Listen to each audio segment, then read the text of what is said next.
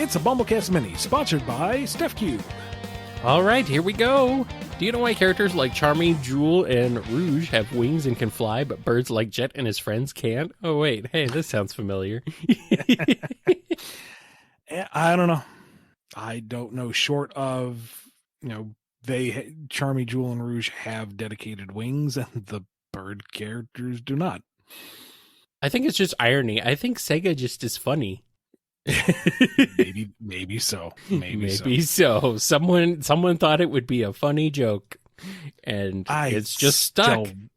Really wish they had gone with the concept art that came out years ago with Jet having wings. Yeah, they had like the feather finger wing hands and the Talon style boots. God, those were cool. Yeah, that would have been cool. Oh well. Is there already an explanation for the restoration of the moon after Sonic Adventure 2, or is it still pending? The last explanation I heard was Zuka-san said, is that a Summer of Sonic, I think. Something like that. Way back. That the moon had just rotated, and so we couldn't see the blown up side. You know what? Fine. You know what? All right. I mean, that can work, maybe. I guess if the Eclipse cannon hit it hard enough and just spun it around, it spun around a few times and just happened to stop with it facing toward the planet, then there you go. Fine. I don't know if that's the continuing explanation, but it'll work for now. Just don't worry about it. There you go. We all know that birds, platypuses, and echidnas come from eggs. But I want to know, how do you imagine parenting in Sonic's world is when it comes to eggs? Do you think the mother lays the egg and then she and the father take care of it until it hatches? Could they have more than one egg at a time? I don't know, and I sincerely doubt we're ever going to get that explained. But to me, it would make sense that your egg-laying species would, lay a cartoon egg, being cartoon animals. And maybe it kind of grows in size as the child does, and then one day it hatches and you get a baby. Magic baby. The miracle of childbirth. Without all the pain and suffering of the mother. Maybe Sonic characters reproduce like Chow do. They just go out to a field and rub noses and boop, baby. I don't know, Ian. I've seen some things that suggest otherwise. Just as long as they aren't microwaving the baby, I think we'll be good. Would you two agree to practice an exercise routine invented by Knuckles? How do you imagine it? No, I don't, because that guy lifts, and guess who does not lift? Us. Yeah, no, he would. His standard workout routine would probably be like a boot camp routine for anybody else. It would be brutal. No, I need to baby steps towards just general better health. And even still, if I were to get into a position where where I should be, I would not survive a Knuckles training course. There would be running, there would be punching, there would be climbing, there would be more punching, there would be more running. And that's within the first hour. No breaks, no snacks, no water. He's very much, pain is weakness leaving the body. No. I don't even think we could handle a exercise routine invented by any Sonic character. Big the Cat. Maybe. I don't know though. I don't know. I mean, I think even Cream would probably burn us out. He's got too much. There's too much. I can't do it. I've seen some people think that the Archie Comics version of Rouge before the reboot is the worst version of the character. I haven't read the old Archie comics, so I don't know if that's true. Do you know why those people think like that? And while we're talking about Rouge, Shadow, and Omega aside for a moment, how does she currently see Sonic, Knuckles, and the others? Does she seriously consider them her friends, or is she only nice to them when it suits her? Pre-reboot Rouge leaned more heavily into her being a dark character. Her selfishness, her greed, her manipulativeness And, she wasn't a hero character, and she still isn't supposed to be, apparently. So, despite all the heroic and arguably heroic things that she's done, she was skewed more towards being kind of not outright villainous necessarily. Okay, yeah, outright villainous in some cases, but more anti-hero, I guess. And I mean, Shadow's apparently a villain too, even though, And, fans of the character didn't like that. They wanted her to be better, gooder, and do better, Rouge. I can understand some of the consternation, and some of it's just like, sorry, she's not a heroic character. She just isn't. Mm-hmm. Presently, my understanding is that, she sees the collective good guy cast as potential resources. Kind of Rube's nice enough. She's not going to necessarily outright antagonize them, but they're not friends, no. Well, that's a shame. That's very mean. Amy's probably disappointed. Somebody's disappointed. Who do you think would win a hammer fight between Whisper and Amy? I clarify that Whisper can only use her hammer weapon, to be fair. I personally think that Whisper would win because of her special training, but I want to know your opinion. I think this kind of comes down to a strength versus dexterity argument. Yeah. Are you saying Amy has super strength? Pretty much, yeah. I mean, she would need to wield a hammer like that, I suppose. If Whisper can stay out of reach, if she can stay on her toes, maybe. But Amy's only going to really, if we're going, talking, they're going for blood here, Amy only needs one good hit. Yeah. I think you're right. Would you like Sega to make a third installment of Sonic Rush for Nintendo Switch? If so, what elements would you like to include? I want them to make a third installment of Sonic Rush for the Game Boy Advance. Actually, no, for the DS. Come on. I mean, let's go back. The Rush series is known for its dual screen maps, that verticality. Mm-hmm. And you can't really do that without the 3DS, and I'm pretty sure that hardware is more or less obsolete now. But we have semi-retired. Oh, it's gone. Yeah, it's done. I mean, we have giant TVs now, so the verticality issue is more like, we have way higher resolution TVs in comparison to the resolution of the DS screens combined. So yeah. I mean, I guess there's also the boost mechanic and doing the tricks and whatnot to refill it so you can just freaking fly through the stages. So I suppose a Rush 3 could be accomplished and still be in the spirit of the other two. I just feel like losing the dual screen affects the presentation to a degree. Yeah. But, if this is the excuse to give us a Sonic and Blaze game, then yeah, sure, fine. Rush 3, 4, 5, 7, 12, whatever. Please.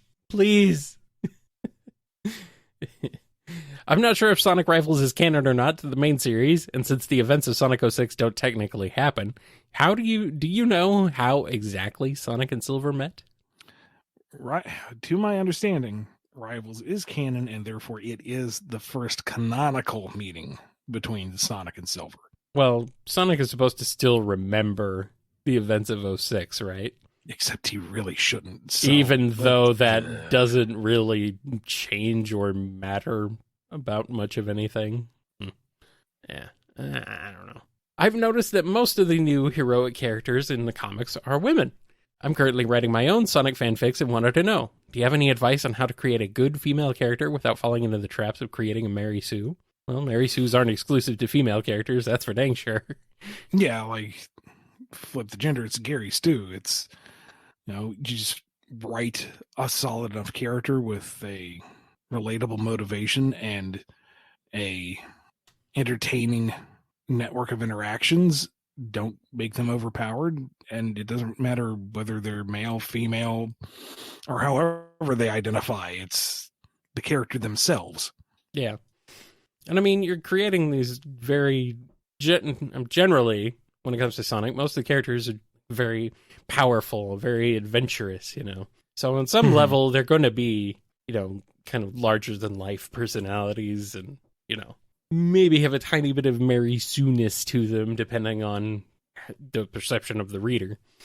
So, I mean, with the exceptions of Amy and Rouge, who really are kind of built around their femininity, you could have any of the Sonic cast, OC or otherwise, rendered in just about any configuration.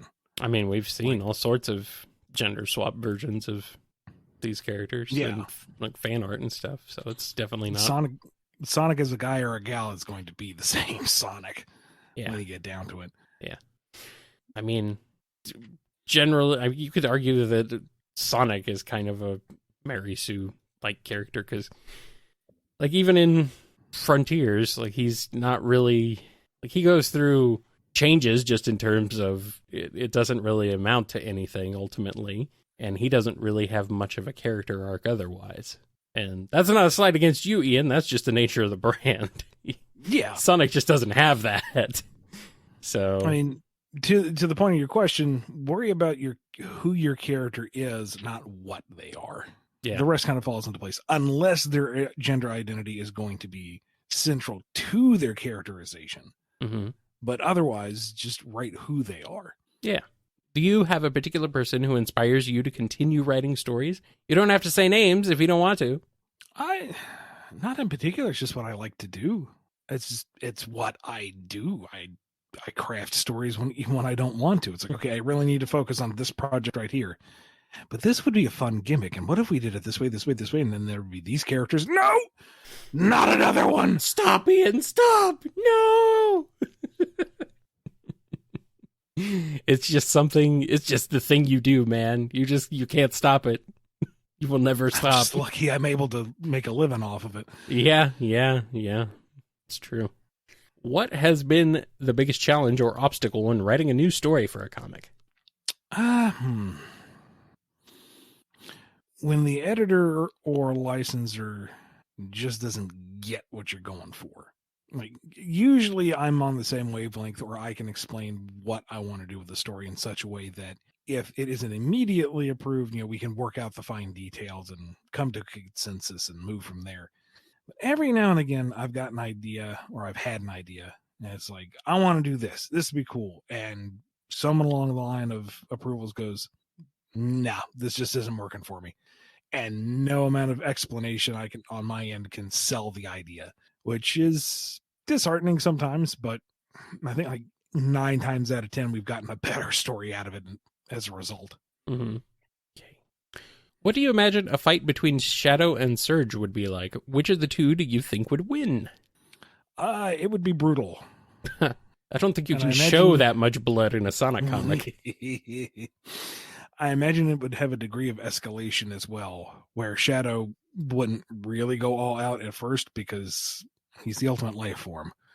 All others are beneath him. Maybe Sonic can give him pause. Who is this pretender? Which is only going to piss Surge off, so she's going to go harder, which awakens Shadow to the prospect of, oh, hey, I actually have to try. And then they continue to beat the snot out of each other further and further and further. More city blocks are leveled. Lots of gratuitous violence and explosions is great. Who do I want to win? I'm not endorsing one or the other. I get enough flack online as it is. Who do you think would win? Who do you think would win in a fight? Comments below. Yeah, pretty much. Who do you think would win? Yeah, we're not going to say who's going to win in a fight involving Shadow, especially. Like, no, because I know what it inspires, and yeah, you guys have fun with that. I'm going over here now. Which Sonic character do you find the most potential for an individual story, and which do you find easier to incorporate into a story?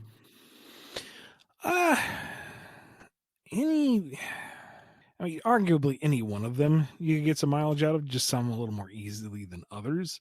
It also depends on what their personal network and what their themes are. That allows them to branch out and carry a story easier than some others necessarily. As for who to incorporate where, that's the beautiful thing about Sonic is everything is more or less built to be interconnected to some degree, especially if it's related to Sonic. Everybody's related to Sonic in some way, and therefore they have a built-in interaction to build off of. Trickier is when you go to characters who don't normally interact and finding some commonality or something to do with them. It was actually kind of a point when we were working on the Knuckles Tales 2 episode, because it's like, so much of its focus is on Sonic, but here's Tails and Knuckles, and have they ever really said more than 2 or 3 words to each other across the entire history of the series? What do they have in common? What do they talk about? Which led to the joke Tyson had in there of, Tails explaining the show and says, in the show where we talk all about Sonic, Knuckles goes, oh, no thanks. Now, how do I turn this thing off? So the harder thing is when you go outside of the normal parameters and you have to find elements that haven't been explored and doing the best you can to make that organic. Right. What would the interaction between Knuckles and Whisper be like? Do you think the two of them would get along because they're introverts and lonely? Would they make a good team when it came to fighting together? Actually, this sounds pretty awesome. I think a Knuckles and Whisper team would be pretty rad. Like, I think they would respect each other's space and boundaries and not want to make small talk or gab. And when they need to rough something up, it's going to get rough. This would be awesome. Yes. Yeah, this is like, you could team up Whisper with Knuckles, with Blaze. Man, just get those two in there, and they just wreck stuff. That's what we need. And our final question from Steph Cube. If Sonic and Surge were forced to call a truce and work together to fight Eggman and his toys, with no cheating or betrayal from Surge, how would you imagine their teamwork? Could Sonic really coordinate with her in battle, or at least not insult each other all the time? Coordinate, yes. Not insult. Well, I mean, that's a big ask. That's how Sonic does things, though, to be fair. Like, that's how he works. That's how Surge does things. Yeah, that's for both of them. But yeah, that's how Sonic works with Knuckles. That's how he works with Shadow. Like, it's just the same dynamic. I mean, I imagine there'd be a great deal of passive-aggressive sniping against each other as they go to work, but they could make it work. Sonic more so than Surge. Sonic, I think, can work with anyone if need be. Surge, it would be begrudgingly, but whatever the circumstances are where she acknowledges that this has to happen, she wouldn't necessarily fight against it. Yeah. All right. Well, we've come to the conclusion of this BumbleKast Mini. Thank you for Steph Cube for sponsoring this episode. If you want a BumbleKast Mini of your own, head over to patreon.com/BumbleKast, Ko-fi.com/BumbleKast, or become a YouTube member. Hey, get out of here. Bye.